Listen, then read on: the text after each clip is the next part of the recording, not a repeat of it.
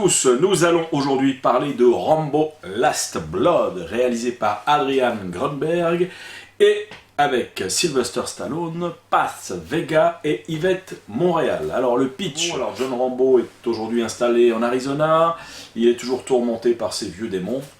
Un jour, sa fille de cœur adoptive, Gabrielle, décide de partir au Mexique pour aller retrouver son père. Et malheureusement, elle va tomber entre les mains d'un cartel mexicain. Monumentale erreur. Par quoi commencer? Alors, parlons un petit peu du réal Adrian Grunberg. Voilà, mais c'est pas le plus important pour parler de ce film. Adrian Grunberg a longtemps été assistant premier réalisateur sur beaucoup de films avec des gens assez prestigieux comme Mel Gibson, Steven Soderbergh. Et il n'a réalisé que 2 films, dont Rambo Last Blood. Le précédent, c'était The Gringo avec Mel Gibson. Bon, je ne vais pas laisser un souvenir impérissable, qui était un produit plutôt sympathique, sans plus. Voilà. Donc aujourd'hui, il a été recruté par notre ami Sly pour concocter l'opus final, a priori, de la saga Rambo. Alors, qu'est-ce que ça vaut, ce Rambo 5? Alors, avant de vous le dire, je l'ai vu assez tardivement, puisque je dois être le millionième youtubeur à vous pondre une critique. Ce qui est clair, c'est qu'il y a un avantage à voir le film un peu tardivement après avoir écouté les avis des uns et des autres, c'est qu'en tout cas pour ce film, les avis étant plutôt négatifs. Alors, négatifs au niveau de la presse écrite. Sur YouTube, je pense qu'on est plutôt dans la vérité par rapport à la qualité du film. Mais globalement, j'avais une impression plutôt mitigée, voire négative, de ce qu'allait être le film. Et j'ai été d'autant plus agréablement surpris que le film est pas mal du tout. J'ai un immense respect pour Sylvester Stallone, l'homme, voilà, parti de vraiment rien pour le coup, lui c'est pas une légende, et qui a réussi à devenir une des superstars, et à une époque la superstar, la mieux payée d'Hollywood. Voilà, donc j'ai beaucoup de respect pour l'homme. Dans sa filmographie, coexistent les très bons films et les très mauvais. La saga Rambo, c'est un peu particulier. On est en début dans les années 80 avec le premier opus qui était presque un drame, on va dire, avec des scènes d'action assez rares et plutôt réalistes, mais qui racontaient plutôt le parcours d'un homme déboussolé et pris à partie par des policiers un petit peu teigneux dans une petite ville. Voilà, et ça dégénère, enfin bref, je ne vais pas vous refaire le film.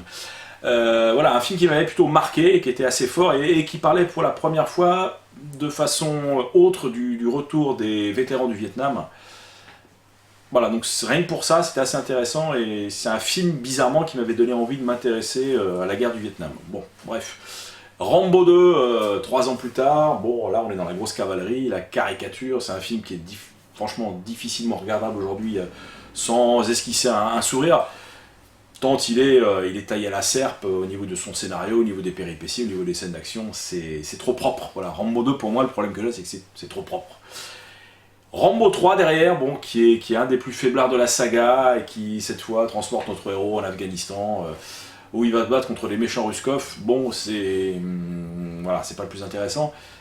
Quelques années passent, 20 en l'occurrence, 20 ans, vous voyez, entre l'opus 3 et le 4e volet.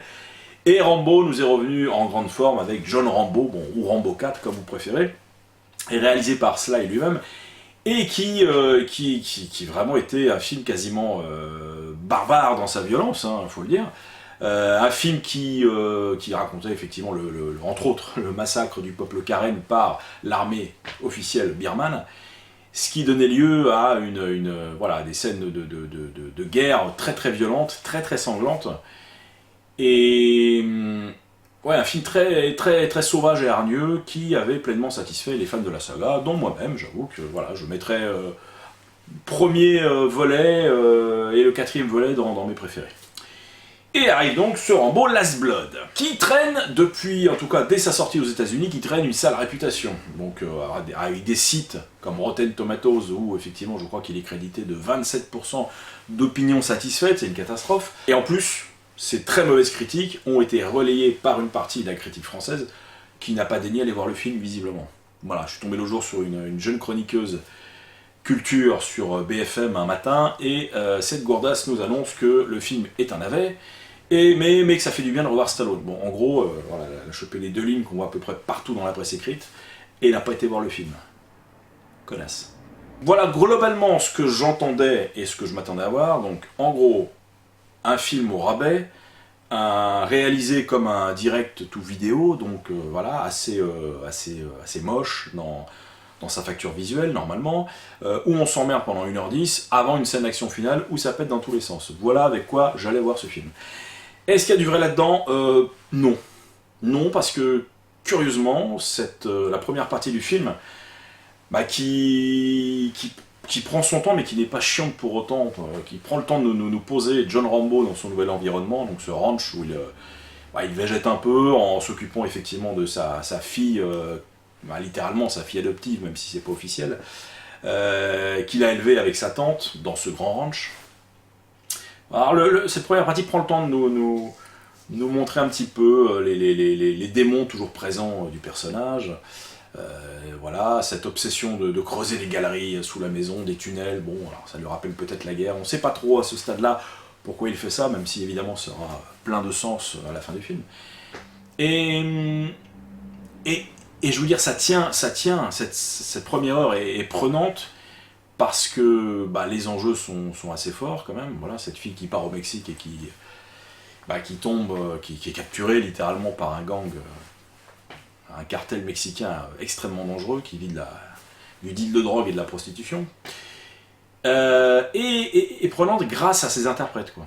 C'est-à-dire que j'y allais voir ce film avec une certitude de voir quelque chose de bâclé, de mal joué, que j'étais bluffé, parce que bon, tous les rôles sont très bien tenus, notamment par Yvette Montréal qui joue donc sa fille Gabrielle, sa fille adoptive, je précise, et Stallone lui-même qui est impressionnant. C'est-à-dire que de film en film, sur le tard, je trouve qu'il est de mieux en mieux.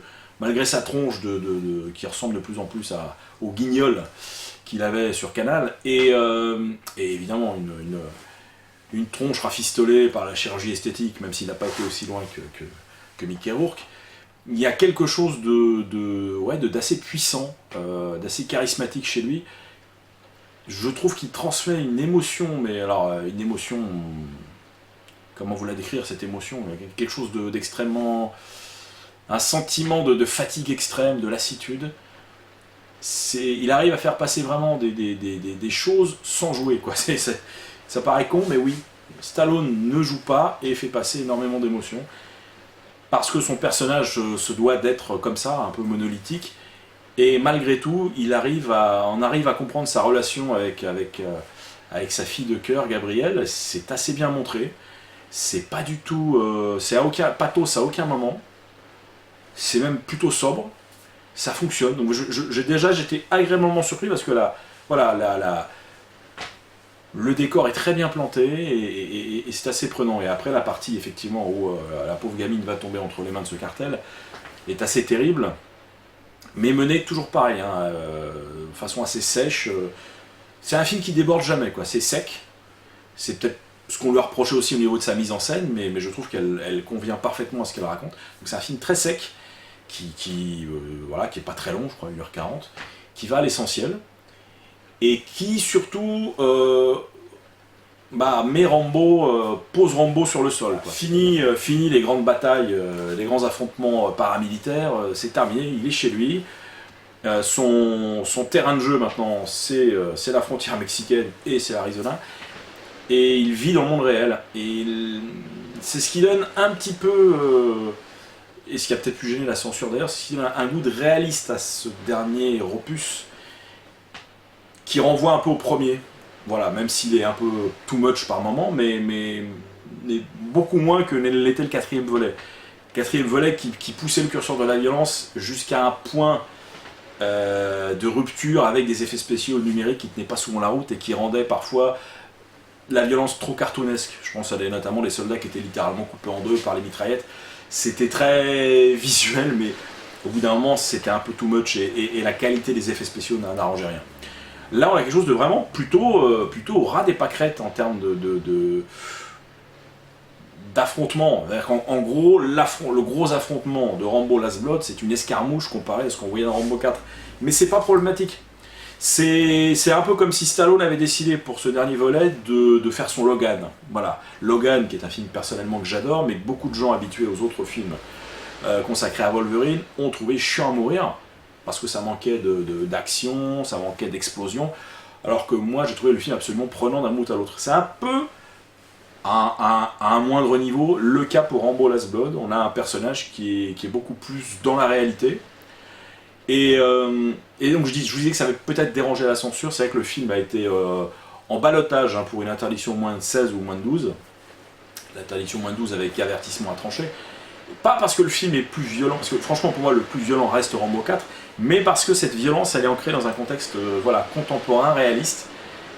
Ça a pu déranger. Bon, maintenant pour les gens qui regardent des séries télé type Narcos, etc., ça sera, voilà, le niveau de violence est similaire, donc pas de quoi tourner de l'œil, sauf peut-être pour une séquence d'interrogatoire particulièrement dégueu qui pourra soulever le cœur de certains. Voilà, à base de clavicules pétées et de fractures ouvertes, je ne vous en dis pas plus. Donc, pour vous résumer, c'est un film dont je suis sorti sans crier au génie, mais avec une impression de satisfaction totale. C'est un film, je trouve, qui boucle parfaitement une saga inégale, avec des films moyens, des mauvais, des bons, mais qui clôt tout ça avec une logique imparable et un adieu au personnage assez émouvant. Donc voilà, la mise en scène effectivement d'Avi Grunberg est, comme je vous le disais, très sèche, mais elle ne s'empêche pas de filmer la nature de façon assez grandiose. Il y a des jolis plans aériens, du ranch, il y a le début du film avec effectivement un sauvetage de randonneurs en forêt, assez joli aussi. Et voilà, le tout est soutenu par la très très bonne musique de Brian Tyler, qui est un excellent compositeur et qui fait du très bon boulot, qui a repris l'esprit de la BO de Jerry Goldsmith de très belle façon. Voilà, c'est une belle continuité avec aussi des ajouts personnels. Très belle BO, c'est bien mis en scène. Alors le reproche qu'on pourra faire au film, c'est peut-être un côté un peu abrupt entre le moment où, sans vous spoiler le film, il va se passer des choses assez dramatiques, et le moment où Rambo décide de rentrer en mode je pète un câble et je me venge. Il y a quelque chose d'un peu trop rapide, et surtout dans les scènes où le personnage commence à fabriquer ses pièges dans son ranch, etc. Un petit côté trop guiré chez lui quand il confectionne tout ça. Il a l'air content de lui. Enfin, c'est pas très raccord avec ce qu'on vient de voir 5 minutes avant. Donc voilà, ça m'a un petit peu gêné. C'est le seul bémol, le gros bémol que je mettrais. Le problème pour le film, c'est que les gens qui adorent inconditionnellement Stallone et Rambo seront peut-être un peu déçus par le côté un peu, je vous le disais, sobre du film. Une grosse scène d'action à la fin, 2-3 scènes de violence dans la première heure, et basta. Moi personnellement, ça m'a largement suffi, mais voilà. Les fans de grands spectacles sont peut-être un peu déçus. Ceux qui n'aiment pas Stallone, de toute manière, y trouveront à redire. C'est déjà le cas de certains critiques qui ont commencé à voir du racisme anti-mexicain, surtout aux États-Unis. Bon, je développerai même pas mes arguments sur cette polémique qui pour moi n'existe pas, mais regardez les épisodes de Narcos et à ce moment-là vous trouverez que la série effectivement fait du racisme anti-colombien et du racisme anti-mexicain pour la dernière saison. Bon, arrêtons ces conneries, j'en parle même plus. C'est pas le film du siècle, mais c'est pas du tout le plus mauvais film de la saga, c'est pas non plus... dans mes ordres de préférence, je mettrai aujourd'hui le premier volet, le quatrième et le cinquième. Voilà, les Rambo 2 et Rambo 3 étant quand même assez bas de plafond. Le reste des films possède quand même un petit peu de psychologie intéressante et prennent un peu plus le temps de nous montrer le personnage et d'expliquer le personnage. Voilà. Pour résumer, Rambo Last Blood est un petit film sobre, qui pète pas plus haut que son cul, plutôt bien troussé, avec des bonnes scènes d'action, même si elles sont plutôt rares, un Sylvester Stallone qui est, une fois de plus, je le répète, bon comédien, mais vraiment très bon là-dedans, qui a une stature et une tronche imparables. Je veux dire, on peut pas... Qu'on aime ou qu'on n'aime pas le film, on pourra pas nier qu'il a une présence extraordinaire là-dedans. Et voilà, et qui clôture la saga, comme je vous le disais, de façon très satisfaisante. Donc, oui, je vous conseille d'aller voir ce Rambo Last Blood, qui vaut mieux que ce qu'on entend à droite et à gauche. Mes confrères sur YouTube sont plus proches de la vérité lorsqu'ils parlent du film que ce qu'on peut voir à la télé ou dans la presse écrite, une fois de plus.